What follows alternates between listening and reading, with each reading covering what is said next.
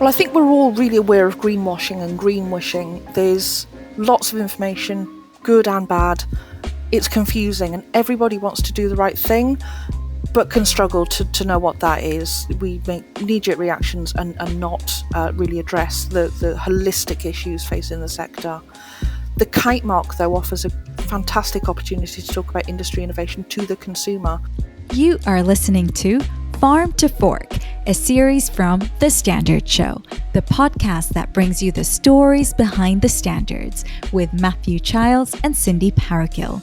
Today's episode is on food packaging. And that's why I wanted to create the Sustainable Packaging Framework, and I'm so proud that BSI got behind it, and I'm confident that this will be a significant step change in how packaging is viewed. That same guy was here the last time we were recording. Was he? Mm-hmm. Okay, maybe. He's a regular. Yeah, it really is. Where are we, Cindy Parakill? Well, Matthew Childs, we're here again in our usual place at the To Love Tea and Coffee House in London's Battersea, just down the road from Clapham Junction. And we're having our tea and coffee and cake. Yes, we are. Now, this time, I've gone for chocolate and hazelnut praline, and it looks absolutely amazing. I can't wait to tuck in. How about you, Cindy? Well, this time I've gone for the red velvet. That does look good too. The cakes are absolutely fantastic here, and we're out having tea and coffee and cake and basing ourselves at the To Love Tea and Coffee House because this is Farm to Fork, our series on the relationship between standards and food. And it's become our location of choice, really, hasn't it, Cindy? Our venue and base for this particular series of The Standard Show, because it means that we get to record our words and try out all of the cakes. And by the end of this series, who knows, we may have worked our way through the entire range of options. We absolutely must. Now, in this series, our menu of episodes is loosely following the food cycle of food innovation, production, packaging, distribution, consumption, and waste management, and featuring some of the key standards involved in each of them. Yes, and just a reminder, in the first episode of this series, where we covered food innovation, we spoke to guests working on enriched crops, cultivated meat, and smart farming. And in the second episode, where we looked at food production, we went down on the farm, put on our wellies, and met some incredibly friendly cows of the stabiliser breed, a bit of where the Standard Show meets BBC Radio 4's Farming Today. And I visited a sandwich factory to talk not about real sandwiches, though I did get to try some, but about a project called The Digital Sandwich. Now, check out the podcast feed for those particular episodes, and we heartily recommend them. We do. Now, there are no wellies or cows or sandwiches, real or otherwise, in this episode because we're moving on through the food cycle and looking at food packaging. Yes, and playing us in at the top of the episode was Joe Griffiths, who is Global Food Community Director at BSI, speaking about something called the Sustainable Packaging Kite Mark, currently being developed by BSI, the ambitions for it, and also about her close personal involvement. Now, in this episode, we have an extended interview with Joe, which was split into 3 portions. In portion 1, we'll hear from Joe about the 4 main functions of food packaging and a bit of history of food packaging too. And in portion 2, Joe tells us about the current problems with packaging, and in particular with plastics, and how standards are helping to address them. And we'll also discover her views on Marmite. And let's just say, Cindy, I was a little disappointed with the answer. I wasn't.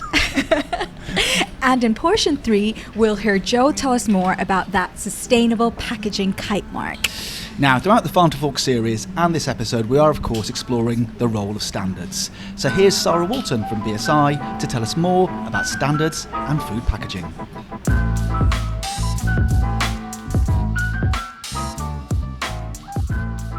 Hi, my name is Sara Walton. I head up standards for the agri-food sector at BSI. As consumer demand for responsibly produced food rises, the sustainability of food packaging itself has become ever more important. However, materials such as plastics do play an important role in preventing food from actually becoming waste.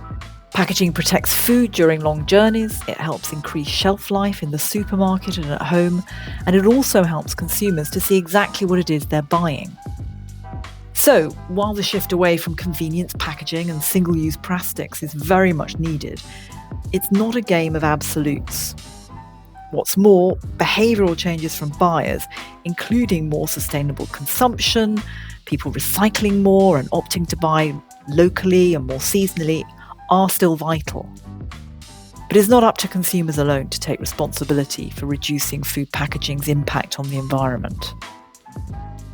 Producers, manufacturers and retailers must also play their part in building a more sustainable food system for everyone and to help tackle climate change through their efforts. So there are many elements to consider here, especially because packaging plays such an important role in helping to reduce food waste in the first place. So it's vital that the food industry uses its packaging materials more sustainably and effectively. And this is where standards come in. For all parts of the food cycle, including packaging, standards provide a way for everyone to agree what good looks like. Before we tuck into our conversation with Jo, a quick reminder that here on The Standard Show, we really welcome your feedback. Please rate and review us wherever you get your podcasts. You can find and follow us on Twitter @Standard Show and on Instagram @The Standard Show. And check out the show notes for all of the ways to get in touch. So, Jo Griffiths is Global Food Community Director at BSI.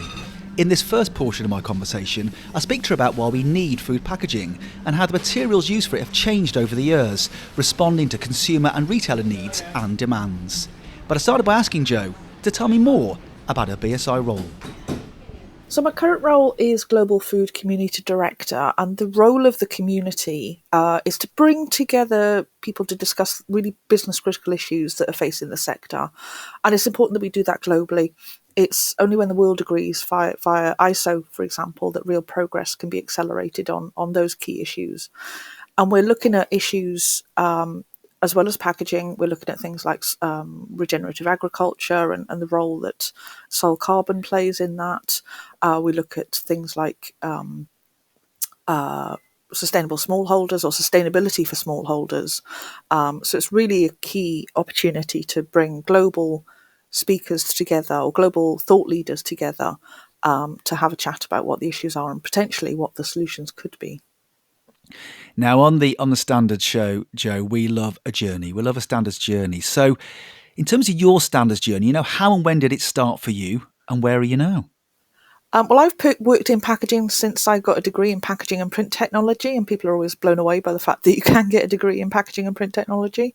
And I view packaging as very much a hidden industry. It's very visible packaging, but the reasons for it, the rationale behind it, the materials, construction, it's all really kind of a secret.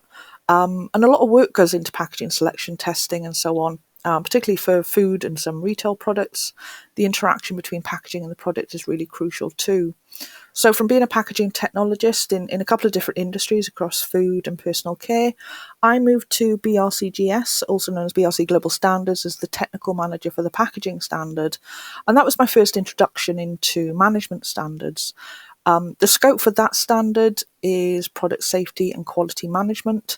And the move to BSI 3 years ago meant that I could broaden that scope into other areas, crucially the environment. And people always, are very concerned about packaging in terms of the environment. So that's my sort of journey so far. Now, to the heart of the issue then, Jo, what's the purpose of food packaging? The four main functions of packaging for anything, especially food, is protect, preserve, contain, and inform. So what we want to do is protect the product from damage. So we don't want bruised apples in the supermarket. We want to buy nice, shiny, unbruised apples. We need to preserve food. So we want, a good example perhaps is cans of tomatoes or beans. So that's a preservation technique. Contain. So we want to understand how many apples there are in a bag or how many beans there are in a can. And informs, we want to have the ingredients, any allergens, all of that critical information that the consumer needs to make informed decisions about what's in the packaging. If you've got a piece of packaging that does, or a material that does one of those, then that's a piece of packaging. If you've got one that does all four of those functions, then I think that's a really good piece of packaging. And I think the key thing with packaging perhaps is that you shouldn't notice it. It should just be part of the experience of the product. Like as I mentioned before, the interaction between the packaging and the product should just feel pretty seamless. And I think people understandably get frustrated when you've got packaging that is causing a problem rather than solving a problem. You mentioned there about the sort of the current way in which we sort of interact with packaging, but I'm interested to know, how has food packaging changed throughout the years? Well, that's a really interesting question because back in the sort of pre-war era, in the early 20th century, food was much more local. We didn't have the supply chains we have now. Meat came from a local source, dairy did. We probably only had the vegetables that we could grow. But then post-war, as more women remained in work outside of the home, there became the need then for packaging that made people's lives easier, made families' lives easier. So things like cling film came along and aluminium foil for domestic use. Supermarkets then started appearing, so we needed packaging that could sit on the shelf. And the packaging was very much about protecting and preserving the products. Those two are the main four functions. Because those products might be on the shelf for a day or so, rather than fresh from behind a counter and wrapped in wax paper or a bag or any kind of newsprint perhaps. And then I would say that the marketing aspect of packaging started to come into its own in the 1960s and sort of exploded in the 70s and 80s, where you started to see that really strong, colourful branding on packages. And then now packaging is regarded as the silent salesman. We can scan a good length of supermarket shelf in just a second or two. It's amazing that studies have been done how quickly people scan supermarket shelves. And we're looking for the colour and the shape of a pack we know we want or need. And companies work really hard to make sure that they have the consistent colours across their product in every region of the world. So the Coca-Cola Red, for example, is exactly the same no matter what region you buy it in, whether it's produced in Australia or Brazil or Norway. That red will be exactly the same. And the shape of the bottle will be really recognisable. That's a real... and in the UK, people always use the example of Marmite because you're looking for that brown jar with the bright yellow lid. We're not necessarily reading what's on the pack. We're looking for that thing we recognise. During that same period, you've got the increase of the high-speed production lines. That transformed the materials we use from wax paper to the myriad pack types we see now. And organisations often innovated behind the scenes. And like I said, packaging is very hidden in terms of what it does and how it functions. But there's a huge amount of innovation in order to create the new pack formats that we see now because they met a need either for the production line or the supply chain. So an example that springs to mind there is the Tetra Pak that you might see your orange juice in, the pasteurized orange juice or pasteurized milk, or the UHT milk, sorry. So with the Tetra Pak, you've got the couple of layers there. You've got the paper that is easy to print. You've got the aluminium, which provides the important barrier to protect the milk. And then you've got plastic then that not only sticks those layers together, but also then creates an important moisture barrier. So that's usually a square. They're called bricks usually. They're super space efficient, and you can actually now buy more products in Tetra Paks. Things like canned tomatoes. So instead of having the round cans, you've got bricks of tomatoes, and they're so much more space efficient on the shelf and in the supply chain. So as a result of that, you've got lower emissions, you've got all the other benefits of having to use less space to transport the same volume of material. The problem, of course, with Tetra Pak is that the recycling facilities just aren't as available as they are for metal or any of the other packaging formats that you'll see. So you see the innovation coming through. We see innovative materials that perhaps are biodegradable or compostable. But you've got to think about the end point as well. And I think that's one of the things I wanted to take care of in what we're going to talk about next in the Sustainable Packaging Kite Mark. That if you understand the end market, then you can actually design the packaging that's more suitable for it. So you perhaps would not want to put biodegradable products in, or biodegradable packaging, into the market in the UK, for example, because we don't have an established waste stream for them. We don't have a biodegradable waste stream unless it can go into the food waste. But even that isn't consistent across all the regions. We all like to complain about, different bin bags, different bins in different counties, different towns across the UK. So there's lots of issues that mean that the change in packaging isn't necessarily met by the waste infrastructure. Now you mentioned about the sort of the four reasons why we need food packaging, and I wonder if there's a fifth one, because you mentioned Marmite. So I've got to check with you. Are you Marmite or not Marmite? I'm not Marmite. Not Marmite. Well, this Controversial. conversation may not go as well as I thought it might. Why not Marmite? Too salty. Too salty. Okay. Well, I'm definitely pro Marmite, but I wonder if there's a sort of emotional connection there that we have with packaging. How important is that to us? That emotional connection we make with the product because of the packaging. Oh, definitely, because we handle and we come into contact with packaging all day, every day. Every product we buy has got packaging in some way, shape, or form. Even at the farmers market, where we think we're packaging free, there's totes and trays and paper bags. So we have a real emotional connection. Of course, we bring these things into our home as well. We interact with them in the home. So, for example, if you buy a new phone, there's the whole experience of unboxing the phone, and YouTube is full of unboxing videos. People really enjoy that sensation of opening and gift, almost like a gift experience, a self-gift experience of packaging.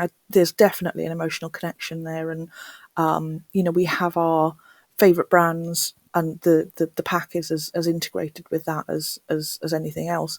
And then looking into perhaps cosmetics, that's a whole experience. The experience of a lipstick and the way it opens or closes, or a compact. That's all. Those are all packages, and the product interacts with the packaging. And you have those things in your bag. You use them perhaps throughout the day, and so it does become part of your identity, perhaps. Food for thought. Okay, so Jo and I had discussed the issue of Marmite. Now, if you don't know, Marmite is a savoury food spread based on yeast extract, invented by the German scientist Justus von Liebig. It's actually made from the byproducts of beer brewing. It's a sticky, dark brown paste with a distinctive, salty and powerful flavour. And this distinctive taste is represented in the marketing slogan, "Love it or hate it." Now, such is its prominence in British popular culture that Marmite is often used as a metaphor for something that's an acquired taste or something that polarises opinion. Well, for me, there is only one correct opinion here, and that is, love it. Okay, Cindy, where are you on Marmite? Love it or hate it? Hate it. It really just doesn't cut it for me. What don't you like about it? I don't know, the smell, the texture. Why do you like it? That's all the things I love about it. I love the weird smell, the weird texture. It's amazing on toast. I mean, it's just incredibly disappointing that Jo and you don't like it. I mean, that's just, I don't know what to say. Let's agree to disagree on that one. So in the first portion of my conversation with Jo, we talked about the four main functions of food packaging: protect, preserve, contain and inform. And also that fifth one, that emotional connection we often have with packaging. We also talked a bit about the history and the use of materials in food packaging and how they've changed over the years. Now, in this second portion, I started by asking Jo, what is the problem with food packaging? Well, I think the problem with packaging now is that we've been occupying the take, make, dispose model, and we don't have an adequate disposal infrastructure. We know we need to move to a circular economy, but that feels really tricky when we know our recycling infrastructure is a little creaky at best, and we know our waste ends up in Southeast Asia, and we don't want our waste to end up in Southeast Asia. And we know we need to manage our own waste. The infrastructure is key, and I think that's what is really in need of investment. It's not just about sort of bin lorries and that sort of thing. It's actually the material recycling facilities, or MRFs. They're often called MRFs. But our current recycling should really be low on the list of priorities with circularity at the moment, because it really doesn't create enough material of high enough quality to be justifiable. What I mean by that is that a lot of material goes into these material recycling facilities, and it's what's called downcycled. So it then goes from being a plastic bottle down into perhaps being a piece of street furniture. And I think, at some point we're going to run out of the need of street furniture. There's going to be enough benches, there's going to be enough street lamps that we don't need to downgrade the material. And lots of that material is used for things like road building now. There's end uses being developed for that lower quality material. What we need to do is embrace the innovation of the collection and pre-processing of material in order to maintain its quality. Or we look at things like reuse systems. So a lot of reuse systems have been used. So the classic example I always give is the doorstep milk delivery. Those glass bottles went round and round and round, probably about 9 to 15 times, I think, before they then got crushed and formed back into new milk bottles. And that's really what we should be doing, is bottle to bottle. And I'm starting to see bottle to bottle or, pack to pack recycling innovations come through, but not really at scale. And so the infrastructure needs to really support that pull for scale. If we look at things like the 30% recycled plastics tax, so if in the UK we've got a tax that came in April, that anyone who puts any plastic packaging on the market, it has to be 30% recycled. And if it isn't, then they pay a tax. Well, a lot of companies have just said, well, we need to pay the tax. We just can't get the recycled material in order to meet the requirements. So they're actually saying, well, we're going to pay the tax. That's what it's going to cost for the interim. And the recycled material that is available is really expensive. It's difficult to get hold of, really expensive. So the tax is actually perhaps more efficient or more money efficient. What do you call it? Cheaper at the moment to satisfy that need. But when we look at the other materials as well, if you really think about it, we're creating containers that can last 500 years for a product that's going to be on the shelf for a month or in the supply chain for a month. A bag of crisps, for example, is probably less than, I think somebody did some research recently or published that it was only 4 days between crisps leaving the crisp factory and being eaten. As the UK is a very crisp-orientated country. Crisp do not last very long in this household, believe me. So, I think we got sucked into we talked about packaging development through the late 20th century. I think we got sucked into this kind of additives and preservatives and packaging materials for preservation in areas perhaps that it wasn't needed. Like bag of crisps, when I was a kid, they used to just be in those plain plastic packs. Now they're in metallized foil packs or metallized plastic film packs. You don't necessarily need that, but it's that's where the branding and marketing aspect has come in. They like the shiny pack. It's opaque, so it camouflages any broken crisps, which means sales. There's all sorts of consequences of packaging. So ultimately, the real problem with packaging is our model of take, make, dispose. We need to move to circularity. We need to embrace the innovation to support circularity, even when it's a little bit expensive. You mentioned that circularity, and you took me back there with the sort of milk bottles. And I remember when I was growing up, that was how we consumed milk. It was delivered to the house, and I do remember vividly the sort of it being introduced on supermarket shelves. And I think it seems a strange concept to get your milk from a shop. It just seemed a very, very alien thing. And now obviously it's how most people consume, those sorts of products. You mentioned there about plastics. I want to come back to plastic because the packaging debate seems to have been focused on plastics, hasn't it? It's become pretty polarized. Either plastics are very, very good or it's very, very bad and almost demonized. Now, you mentioned there about materials that providing packaging for food which may last 500 years for a product that might last 4 or 5 days. And I mean, I've got my kitchen upstairs, I've got lots of Tupperware, something that was created 50, 60 years ago, and I assume was going to last for another 50, 60 or maybe even 500 years. I just wonder where, in terms of plastics, where is the debate around the use of plastics within food packaging in particular? It's an interesting point because plastics really has been demonized, and if you really think about it, plastic is fantastic, and it's actually one of the materials that's best suited to the circular economy. It's low weight, it takes less heat to transform it. Processing can be really, really simple. It can be easily cleaned and washed for a reuse model. So there's lots of reasons to use plastic, and actually it's completely necessary within food packaging. We simply would not have food on the shelves that we have all the year round if it wasn't for plastic in the supply chain. Things like meats wouldn't last on the shelf for the perhaps 5 days they're on in the supply chain or in the home.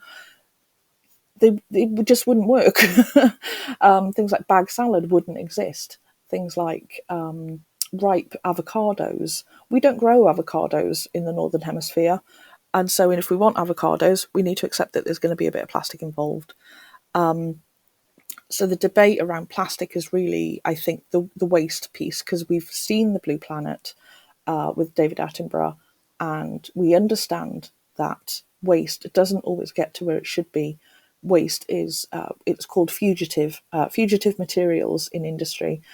Those fugitive materials and lots of other sources, because tyre dust is a huge issue. Ghost fishing equipment, again, huge issue. But of course, people really resonate with seeing perhaps a soft drinks bottle on the beach in beautiful Thailand, where it should be unencumbered sands. They really resonate, because I think I was using one of those today. So does that mean the bottle that I use today is going to end up in a turtle, or stopping a shark from swimming properly? We've seen these videos, and social media means we see them all the time. Particularly with fishing nets, we see the damage that does to populations of sea creatures. Now, before I ask you about standards, we nearly fell out over marmite. So, where are you on avocados? Love an avocado. Love an avocado. Okay, that's good. We're back in the game together again. That's fine. So, you mentioned, Joe, some of the challenges for the sort of food sector in using packaging to deliver food to the consumer, and some of the issues there around plastics in particular. So, what about standards then? What role do standards play? What solutions are they providing for the food sector in terms of food packaging?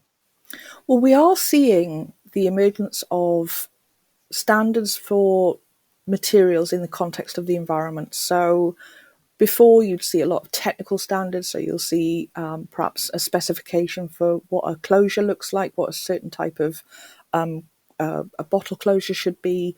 But now we're starting to see standards that talk about things like supply chain issues for plastics. So an example of that is PAS 510. PAS 510 is about plastic pellet, flake and powder. So plastics are distributed globally as, I liken them to lentils. They're often called nurdles. Technically, they're called pellets. And then you'll also have flake products, so exactly as it sounds, and then powders, so very, very, very small plastics, but not microplastics. They're a technically different item. That PAS is based on Operation Clean Sweep, which has actually been running for about 25 years. It emerged from an organisation in the US. And what Operation Clean Sweep does is encourage any organisation who's involved in the handling of those materials to be responsible about how spillages or things like that are managed, and actually activity to prevent the occurrence of spillages. Because those pellets, people, I think they're really small. Well, I'll just sweep them down the drain, it's fine, no problem. But of course, then they end up in the ground, they end up in the watercourses, and because they're super small and because they're really light and they float really easily, they end up in the ocean. They enter sea creatures, they enter seabirds, and of course they can't digest these items because they're plastic. They're not designed to be eaten. So then you end up starving these poor creatures, and then of course, then we see the result again on social media. That could disrupt the food supply chain because, of course, humans eat fish. So if you've got enough fish full of plastic pellets, that's one food source gone. But also, of course, there's a whole food chain within the ocean. So this problem is just going to go from the smallest creatures right up to the biggest. And some of the other ones really related to environment in a much more broad sense are things like ISO 14001. That's environmental management systems. Of course, that's been around for about 15, 20 years now, and has really become the high mark of how organisations manage their impact on their own locations for processes or production things. Then we've got things like circular economy, that's BS 8001. That's not an auditable standard, that's actually a guideline, and people forget that about standards, that they're as much a kind of a record of what good practice looks like, best practice, rather than being, a set of principles that have to be met. Then we've got things like energy management, that's ISO 50001, and that's really about managing energy and having a structure in order to make sure that energy is managed effectively, because of course energy often comes from fossil fuels, as does plastics. And we need to move away from fossil fuel energy. We've got a standard for carbon neutrality, that's PAS 2060. Again, that's a specification so people can actually do the work and prove there's an element of there is carbon neutrality in their organisation for a product or for their own operations.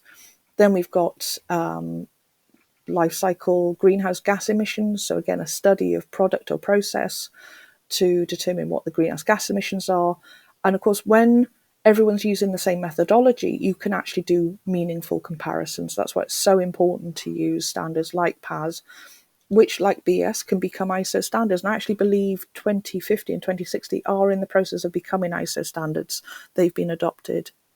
Then we've got life cycle assessments. So there's 14044 and there's 14072. They're slightly different in how they can be applied, but both of them are applicable to do a real meaningful study, again, with the consistent methodology to understand what the environmental risk factors are for any product or process.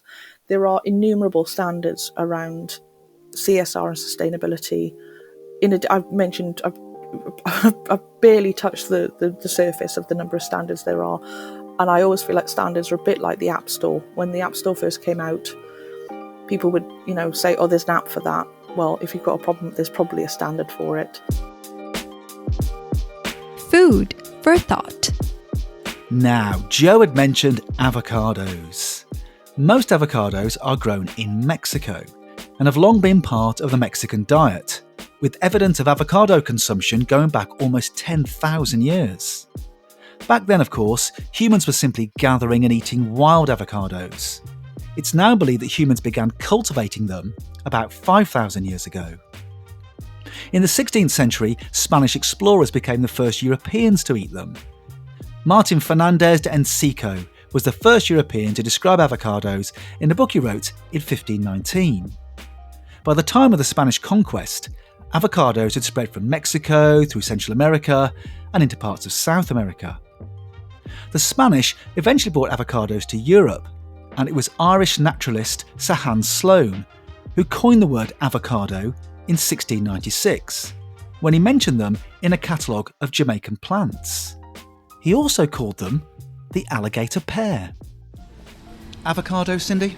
Yep, absolutely love avocados. They're just so versatile. Sourdough and avocado and anything, as a matter of fact. I just love avocado. Well, that's good. At least the three of us agree on avocados. We disagree on Marmite, but we agree on avocados. Absolutely. So in portion 2 of my conversation with Jo, I spoke to her about the current problems with packaging, and in particular with plastics, and how standards such as ISO 14001 for environmental management, BS 8001 for the circular economy, and PAS 2010 are helping organisations to address them. In this final portion, we return to where we started at the top of the episode, and that is the Sustainable Packaging Kite Mark. But first, here's a quick guide to the Kite Mark. The BSI Kite Mark is a quality mark owned and operated by BSI. It is one of the most recognized symbols of quality and safety and offers true value to consumers, businesses, and procurement practices.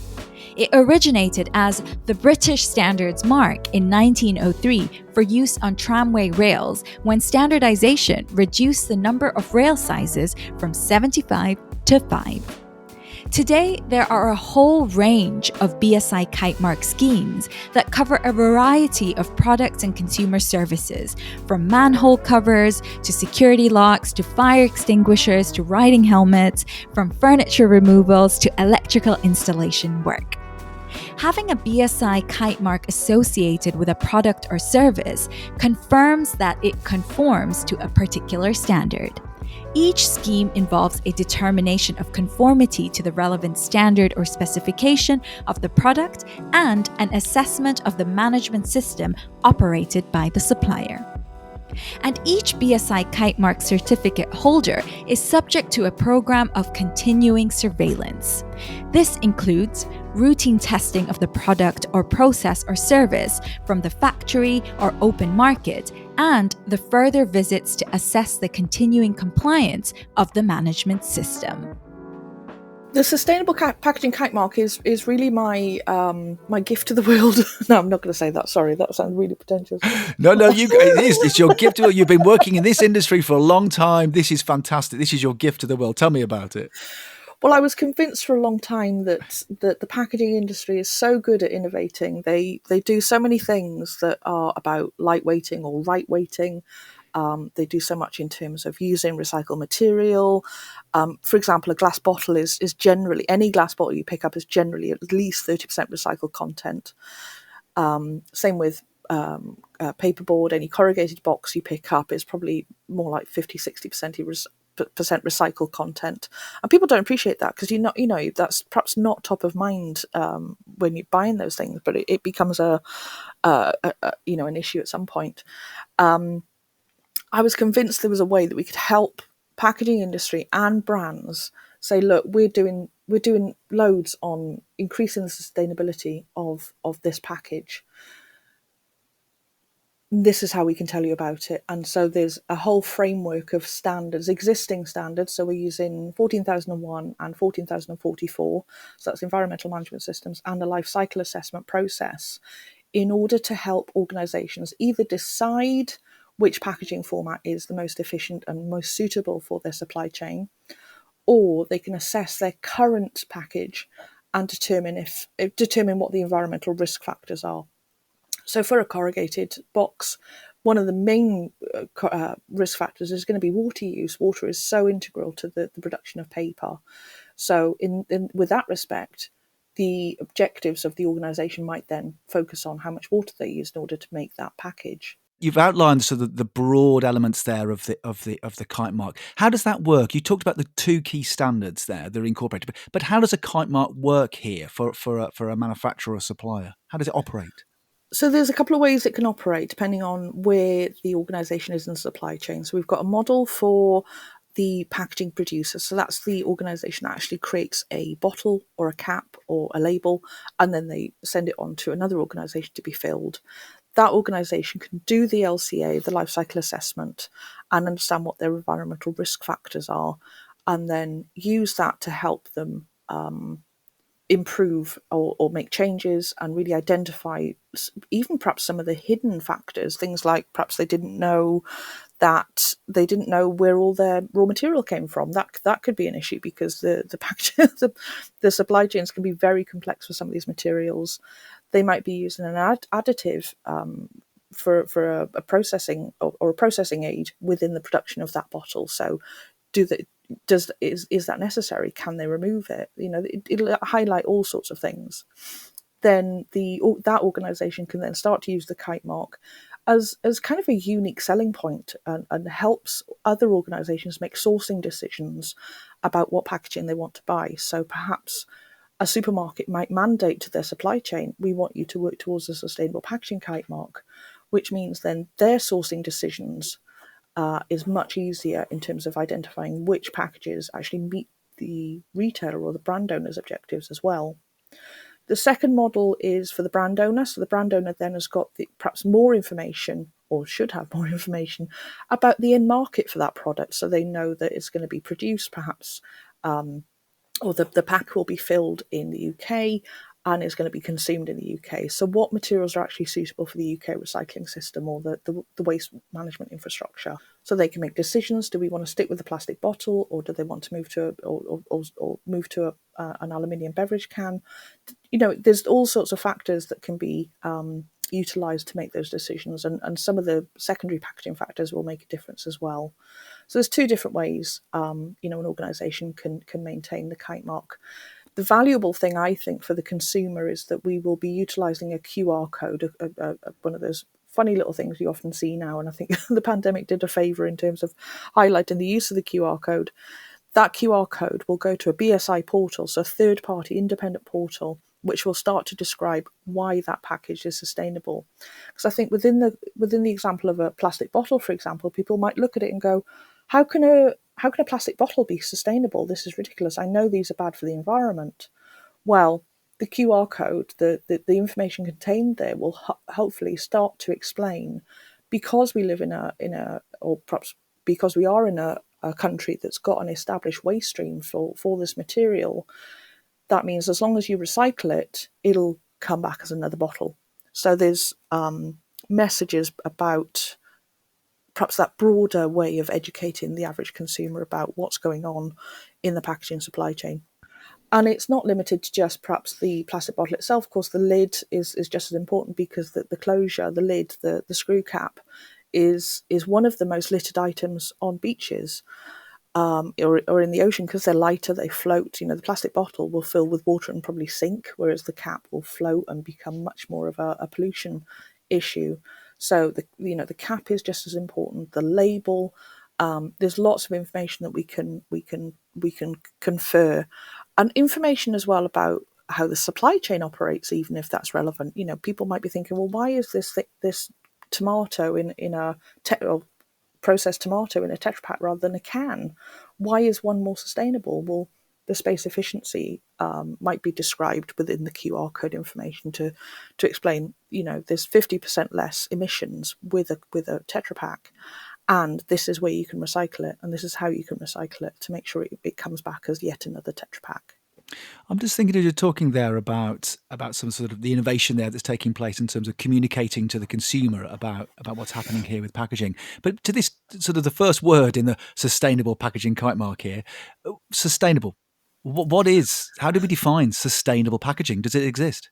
Well, I like to be controversial and say there's no such thing as sustainable packaging, which often will make people say, "Well, all that you've just talked about is complete nonsense." Then, what I mean by that is that packaging only exists because of the product inside it. So I suppose you could extend that along and say, well, perhaps sustainability is about not buying products, which I'm not endorsing. We are in a capitalist society, so economy and all that. But I think it frustrates me when people complain about the packaging around an avocado, when the avocado is the problem, not the packaging. Because it's our desire to have products like that we don't grow. We don't grow bananas, we don't grow avocados, we don't grow strawberries in the winter, but we still expect to see them on the supermarket shelves. So it's a little bit frustrating when people again complain about the plastic on a cucumber. Cucumber's 98% water. It needs the plastic, otherwise within a couple of days in your fridge it'll be inedible. And food waste is a far bigger issue than plastic. I appreciate that we've got an issue with waste entering the ocean and entering the environment, and we can take action on that. But similarly, we can take action on food waste. We waste 30% of all the food we produce. In some regions, it's up to 50%. So it's very frustrating when people remove packaging, going, I don't want packaging in my home and so on, when they're going to have a negative effect on the food they're about to eat and potentially waste it. I would much rather people threw all of the materials just in their general waste bin and not recycle, or not try and recycle, rather than waste food. It just feels wrong that there are people struggling to access food, safe, healthy food, and we're concerned about the plastic wrapper on a cucumber. It's, to coin a phrase, first world problems. It is, and it's something food waste is something we're going to be talking about at the end of this series, sort of our last part of the food cycle. So I'm glad you brought it up. But in terms of where are we with the development of the kite mark now? What stage are we? We're in pilot phase. It's really exciting. So we're working with a couple of organisations now to work through the application process, which is really helpful for us because this is a very new project for us as well. So we've got a fantastic team working on it within BSI. And like I said, we're working with some clients at the moment to get the work done. So basically, checking where they're at with their 14001, what's happening with their life cycle assessment, what other certifications they have, what the nature of the product is, all of that kind of decision tree information behind there. Because depending on the LCA, there's a matrix of standards then sat behind each material, and there's quite a few standards for plastics as we've touched on. So you'll have things like migration standards, because of course recycled plastics have an issue in contact with food because of the potential for migration. So there's lots of work happening at the moment. We're hoping to start to see the kite mark on shelves this year. So in terms of, it's interesting then, you mentioned about the two core standards, but you're saying there, if I'm understanding correctly, that the kite mark achieved by a particular organisation will vary because of the different type of schemes and standards that may be incorporated under their specific kite mark. Is that right? Yes, and that flexibility was really important for me, because what we're looking for is the most appropriate packaging for the supply chain that it's operating in. So the packaging for perhaps an avocado that's going to the UK will look completely different to the packaging for that avocado being sold in the country it's come from, because you need that packaging to support the supply chain. And the packaging for the same item in the UK as Indonesia will be completely different, because Indonesia, doesn't have established waste streams for certain materials. So you would not look to put plastic into a country that does not have the infrastructure to manage it.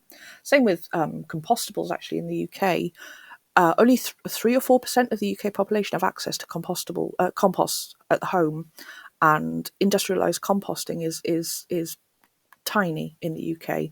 So it doesn't make sense to put a compostable solution into the UK, for example. And the auditor, through the assessment, will be challenging the decisions made by the organisation about what materials are used, raw material sourcing, material management, all those sorts of things. So it's hopefully bringing that third party, really challenging integrity element into the whole process.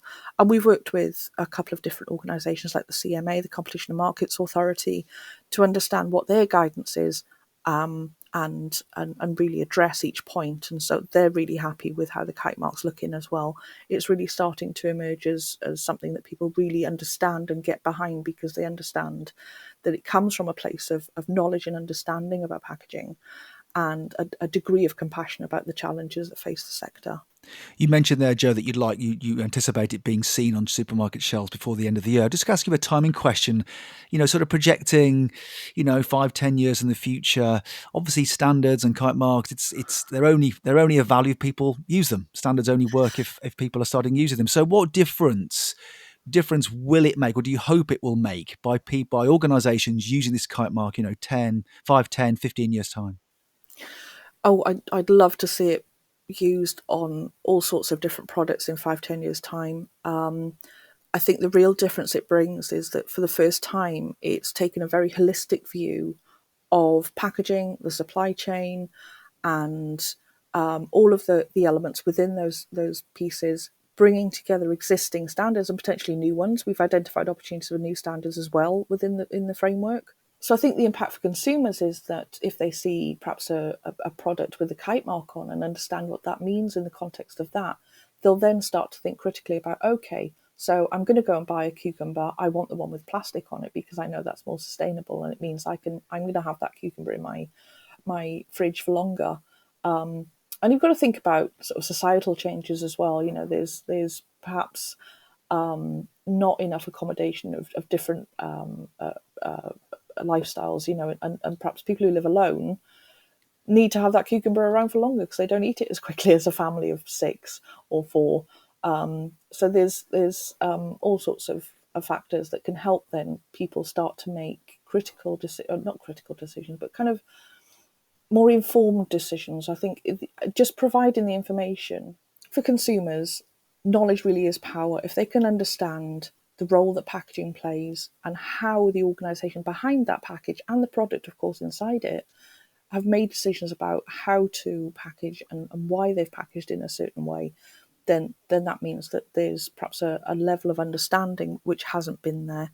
We do see packaging labelling at the moment, but it tends to be very single items. I'm thinking about FSC, the Forestry Stewardship Council. Of course, that's just around paper and wood, and that there's a responsibility behind that material because it's a renewable resource.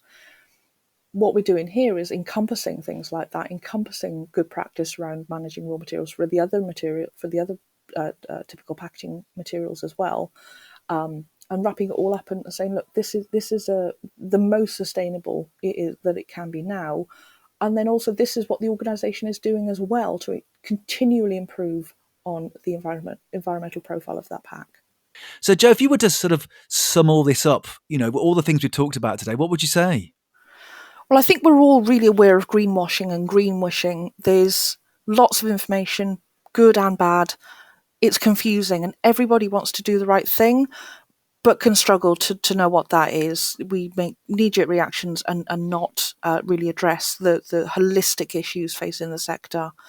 The kite mark, though, offers a fantastic opportunity to talk about industry innovation to the consumer. And that's why I wanted to create the sustainable packaging framework. And I'm so proud that BSI have got behind it. And I'm confident that this will be a significant step change in how packaging is viewed. So in this episode, we have gone from the functions of food packaging, explored a little bit of history, and then looked at some of the standards involved, and also talked about the new sustainable packaging kite mark. And it was lovely to hear about Jo's personal connection to it, wasn't it, Cindy? Yes, indeed. And we should say thank you to Jo Griffiths and also to Sara Walton for their contributions to this episode. And we've also discovered that both you and Jo are completely wrong about Marmite. Marmite? Like, really? What is there to like? Everything to like about Marmite. Now, we've disagreed on that, but we do agree about avocados. Absolutely. So, that's food packaging, and in the next episode of this series, we'll be looking at food distribution. So, Matthew, we should probably move things on from here then. Very good. Right, are you gonna share a bit of that cake this time? Yeah, go on then. Let's try this. Eating cakes on podcast. That is really good. Can I try a bit of yours? No chance. What? Come on! Now you know what it feels like. That's not fair. You have been listening to Farm to Fork, the relationship between standards and food, a series from The Standard Show. Subscribe to us now, wherever you get your podcasts. You just heard a Stripped Media production.